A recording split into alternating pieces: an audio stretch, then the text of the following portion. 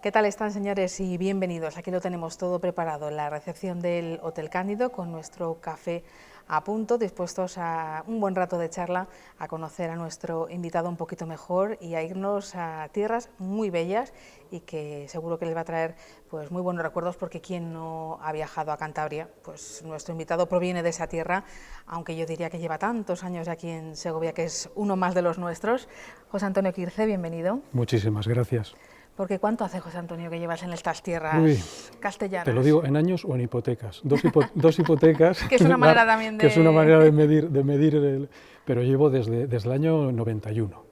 Desde el 3 de enero de 1991, con mi pequeño cochecito, ese coche pequeñajo que te compran tus padres, es la primera vez que te haces medio independiente, y yo ya había pasado un tiempo en Madrid, había estado un año antes estudiando, empezaban a ponerse de moda los másteres y los cursos de especialización, y curiosamente, fíjate, hace 27 años, el primer curso de pesca y de acuicultura que se organiza en España se organiza en Madrid. Como no había costa suficiente, pues lo hicieron en Madrid. Bueno, pues eso me valió para descubrir una oferta de trabajo. Ya iba terminándose el curso y yo estaba pendiente, claro, ya son 20 y pico años, ya estás todo el rato muy pendiente de aquellas, ¿te acuerdas aquellas páginas Salmón que traían los periódicos con la sección de economía y de ofertas de trabajo? Y todos los fines de semana recorriendo, recortando, señalando, y apareció un cuadrito pequeñito con una oferta de trabajo en Segovia. Y fíjate, yo estoy convencido, si hubiera estado en cualquier otro punto de España más lejano, probablemente hubiera sido una página de las que pasas y sigues buscando, pero basta que estuviera a 85 kilómetros, a 90 kilómetros, y dije, bueno, pues vamos a probar.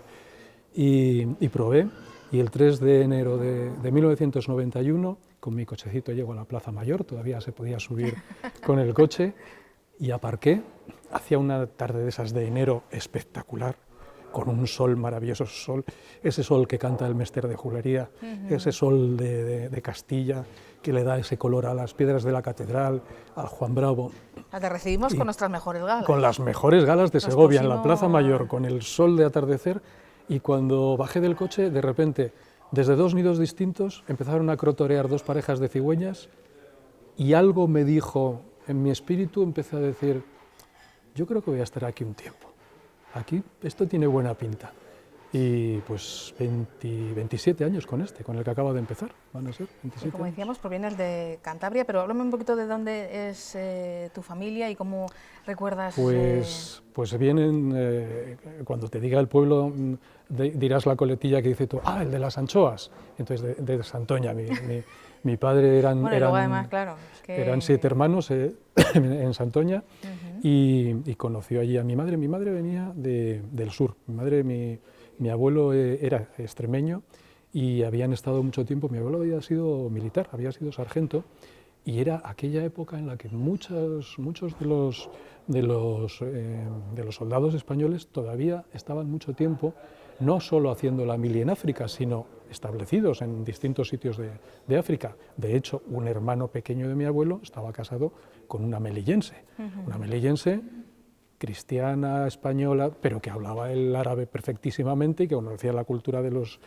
musulmanes extraordinariamente. Y se conocieron en Santoña, enseguida se hicieron novios, estuvieron un tiempo hasta que ya se decidieron a casarse y se establecieron allí. Mi padre había empezado a trabajar muy joven con un tío suyo, toda la familia de mi abuelo estaba muy ligada, un tío abuelo mío había sido carnicero, el tío carnal de mi padre que le da el primer trabajo tenía un economato de aquellos, decía mi padre, tuve que sacarme licencia de armas, de aquellos economatos de entonces, de principios del siglo XX, que vendían pólvora, que vendían cartuchos de dinamita, que vendían, junto a la pólvora a granel estaba la harina a granel, y al lado había los frascos, los cristales con los caramelos y los, iba a decir chupachús, no chupachús que no existían todavía, pero todos los dulces de entonces. Fíjate, los dulces de entonces que mi abuelo paterno, Eusebio, tenía muchísima relación. Se enamoró de una chica muy guapa de la tienda de enfrente. Mi abuelo estaba en la tienda de la familia del que luego fue primer ministro, Carrero Blanco. Sus padres tenían una tienda de ultramarinos. Y en la tienda de enfrente había una tal, pues, también ultramarinos Rueda, mi abuela. Y se conocieron y se asomaban a la puerta. Y había un ventanuco por el que mi abuelo miraba desde el ventanuco para que no le viera a la familia de mi abuela cómo la cortejaba. Se cortejaron de tienda a tienda, de fachada a fachada. Y ya se establecieron, la familia se establecieron como comerciantes. Mi abuelo luego se independizó de la familia, de la tienda de los Carrero Blanco, de los Blanco, la parte materna de Carrero Blanco. Y fundó una tienda de ropa, pero claro, no era una tienda de las de ropa de ahora que conocen nuestras chicas jóvenes, de que voy y allí me desnudo y me pruebo 5.000 cosas y dejo todo por el suelo. No, aquella era una tienda de los pantalones en un sitio, las telas, los camisones, las combinaciones, todo, los calzoncillos para hombres, las bragas para mujeres, las medias, de todo, había de todo. Tipo galería, o sea, sí, pero una tienda de pueblo. Sí, pero a esa pequeña escala, pero ¿no? Sí, de que tenía de todo. Tan tenía de todo que yo me acuerdo, pues con 8 o 10 años, estar ayudando a mi padre y a mi tío rasgando el forro. ¿Tú sabes cómo se corta el forro? El forro bueno... Debería de saberlo por mi madrina, no se deshilacha. Pues se corta, tú sí, mides, mides y tienes que tener la generosidad. Tú tienes el metro de madera y tú lo que tienes es que montar lo que sobra, montarlo un poquito en el canto, para no ser regalarle un par de centímetros a la cliente, no andar escatimando. Tú cada metro le regalas un par de centímetros. Y luego haces eso y ras, pero además con decisión, para que vaya recto. Excepto si es el forro de gabardina que tenía un raso por un lado y no tenía por el otro, y entonces ese sí que había que... Porque se iba mal, ese iba mal. O el de loneta, pues fíjate que en Santoña pues, era la época en la que todavía no había muchísima ropa hecha, se encargaba mucha ropa y se vendía mucha loneta para los trajes de faena de los marineros. Esa loneta azulona, ese azul marino de trabajo. Y bueno, yo recuerdo a mi padre y mi tío cortar loneta metros y metros. Y a mí, bueno, también mi hermano, pero a mí me pillaba muchas veces mi padre los domingos por la mañana, porque yo era el repartidor, llegaban los pescadores el sábado por la mañana. Iban a la tienda, entonces se abría hasta los domingos por la mañana, cuando yo era pequeño. Iban a la tienda el sábado por la tarde. Se probaban el pantalón o se probaban el jersey. Pero el pantalón, pues igual había que meterlo, era un señor gordote, pero bajito. O era un señor alto que había que bajarle un poco, tocarle los bajos, bajarle 2 o 3 centímetros. Porque al día siguiente, a la 1, era la hora de misa y había que estrenar el pantalón.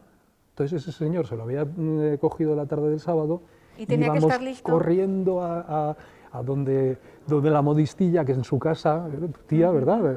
Hacía el trabajo en casa, y yo por la mañana iba corriendo a la modistilla y con mi padre me iba haciendo el recorrido entregando los pantalones. Y mi padre con mucha sorna decía, no, vente, que algo sacarás. Bueno, siempre, un durillo, yo cuando era pequeño todavía estaban las perras gordas, una perra gorda, todavía había, pero bueno, sí, yo llegaba, pues fíjate, llegaba con 10 o 12 pesetas esa mañana y era capitán general en la pandilla, era, bueno, el rey. Había conquistado mi primer trabajo. Claro, esos pequeños trabajillos son los que... Pero está claro que lo que es el mundo laboral no te llamaba a ti por las telas. No, lo tuyo... No. Mis padres tenían un pequeño problema, que se cambiaron, éramos 4, al principio vivíamos con mis abuelos maternos y la casa se había hecho muy pequeñita. Mis padres tuvieron 4 hijos y ya 8 personas era impracticable, ellos ya compraron una casa y compraron, pues de esto que cuando das el salto a una calidad de vida mayor, pues ya lo haces, ya ves revistas, ya haces sueños, sobre todo las mujeres, que sois muy prácticas a la hora de elegir y de saber realmente lo útil. Entonces mi madre dijo, por lo menos con 2 baños. Bueno, pues había un aseo pequeñito y había 2 baños. Y qué casualidad, sí que era visionaria. Y en nuestro baño había bañera. ¿Tú sabes la cantidad de petreles, te iba a decir alcatraces no, porque no llegan a Santoña volando, gaviotas perdidas, perros abandonados que he bañado en la bañera, les he quitado la porquería para luego soltarles otra vez, pero y yo quiero tener un perro, y como no tenía perro, perro abandonado, que se nos acercaba mi hermano a mí dándonos lametones, a casa. Mi madre ya ni nos reñía, directamente decía, ale, nos señalaba al baño, iba preparando, si era perro, iba preparando una escudilla de leche para que el perro luego tomara un poco de leche. Sabía que luego le íbamos a dar un paseo por allí, si conocéis Santoña, lo llamamos el pasaje, el paseo marítimo, que rodea un poquito el lado santoñés de la bahía, pues le dábamos una vuelta hasta que el perro se aburría y se iba, veía otro perro y se marchaba, o le llamaba a su verdadero dueño, escuchaba el silbido, y nosotros nos volvíamos a casa con una llorera, pero si no eran perros, pues en una ocasión me trajeron hasta una musaraña. Un oficial de prisiones del penal del Dueso, está al lado de Santoña, está en un barrio justo al lado en el monte al lado de Santoña, y llega a la tienda de mi padre con una caja de cartón, que me ha acordado que tu hijo, que le gustan los bichos, que tal, y hemos visto, haciendo unas obras en el penal, han abierto los obreros una zanja y ha aparecido este bicho, pues era una musaraña. Ahí tuvimos a la musaraña una semana, donde guardábamos las almohadas mi hermano y yo. Sacamos las almohadas, ya te digo que mi madre ya no decía absolutamente, mi madre ya le daba igual. La tenía la clínica veterinaria. Mi madre era una especie de la cuñada de Noé o algo así, decía, bueno, pues ya está. Como el arca, se aceptan todo tipo de animales. Y recuerdo, lo más raro que tuve fue un paíño. El paíño es un ave marina muy pequeñita, que le llaman el danzarín, el bailador, el danzante de las olas. Es un ave que es muy pequeñita, pero es capaz de cruzarse el Atlántico de cabo a rabo. Le encanta volar durante las tormentas, pero de vez en cuando aparecen cosas raras en la bahía de Santoña, pues bichos que debían ir de migración, que les pilla por lo que sea un mal tiempo y se refugian allí. Creemos que este venía enfermo, venía débil, porque de forma muy extraña se quedó. Claro, yo no le podía decir que no a un bicho que se me queda en la terraza de mi casa. Si dices, oye, se ha quedado en la terraza del vecino, me callo, pero en la de mi casa, pues de estas, que alguien se asoma, oye, mira lo que tenemos ahí. Hospitalarios con, ¿verdad? Claro, quien abres, llama a tu puerta o a tu ventana. Además, y si además le ofreces un poquito de agua fresca y le pones así tranquilito y se queda tan a gusto, le llevas ahí, le das con un poquito de agua, le quitas, traía lo que nosotros llamamos en el norte galipó, que después del Prestige fue el chapapote. Pues traía todas las plumas sucias de galipó. Y dice, jolín, ¿cómo no le voy a yo atender a este pobre paíño? Y cuando luego yo no le conocía, no había visto jamás ninguno, y empecé a mirar los libros que tenía, y cuando vi la historia del bicho, pues me quedé maravillado. Dije, ¿y este mico que habrá venido desde Islandia o desde...? Así, una cosa pequeñísima, pero bueno, ya te digo, a mi madre ya le daba igual. Eso fue en la casa anterior, ahí también estaba mi abuela. Mi madre y mi abuela, pues las pobres, tenían ya el halo de santas, porque me decía mi abuela, o sea, que no nos podemos bañar porque tú estás criando renacuajos ahora hasta que salgan sapos. Digo, sí, abuela, que es que lo estoy dibujando, que es para el cole. Y efectivamente hice un trabajo en el cole explicando la metamorfosis de los sapos. Es muy conocida, pero como yo no la había vivido en casa, pues había que vivirla. Y llené la bañera de casa pues con un montón de renacuajos.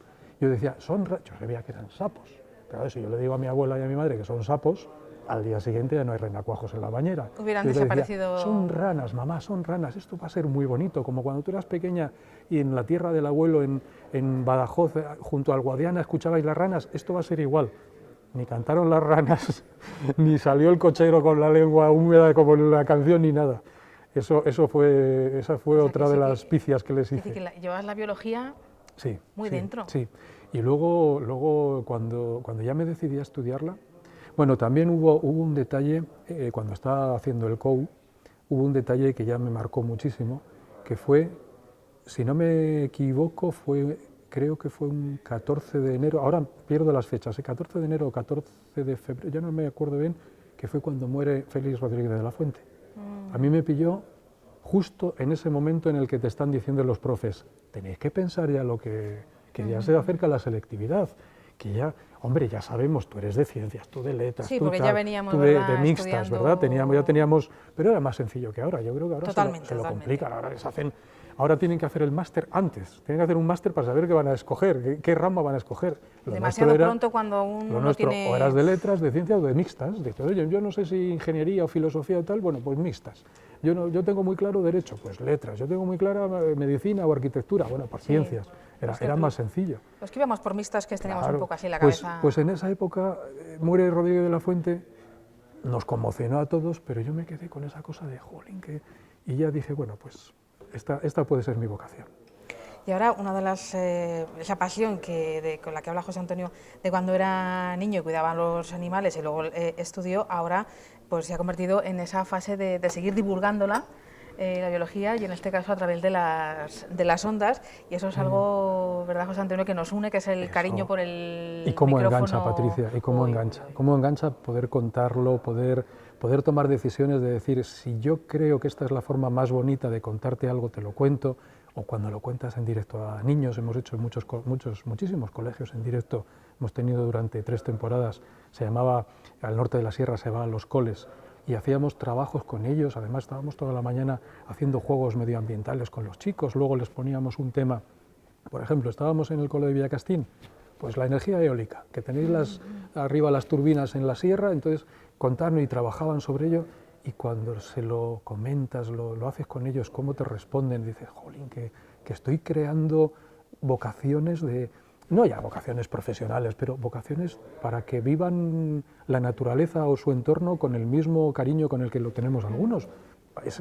Y el privilegio que tienen ellos de vivir en el mundo rural, ¿no? Valorar que tienen la naturaleza ahí, vamos, que la tienen al lado de casa, que no tienen... En Segovia estamos muy bien, ¿eh? Sí, Segovia, sí. Bueno, ahora mismo, ¿verdad?, podemos salir ahí. Ahora yo me acercaba al hotel y veía la última nevada de este fin de semana y dices, si es que estaba...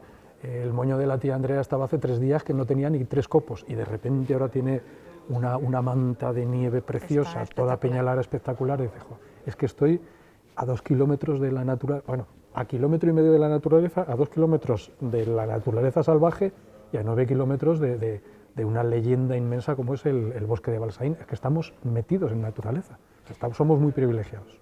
Unas leyendas de Balsaín que nuestros espectadores muy fieles saben que José Antonio Quirce, porque yo sé que nos siguen en todos los programas, también en el magazine y la sección Hablemos de Letras, de Dani Martín y nuestro entrañable y para mí el librero de referencia, que es Pepe Pardillos. Pues porque Pepe y yo llevamos también una historia, muchos años, una historia detrás. Él siempre venía a la tele con 2 bolsas cargadísimas de libros dispuestos a ofrecerte sus tesoros. Le falta editar ese libro de cómo ser capaz de llevar tantos libros en las manos. Le falta editar ese manual.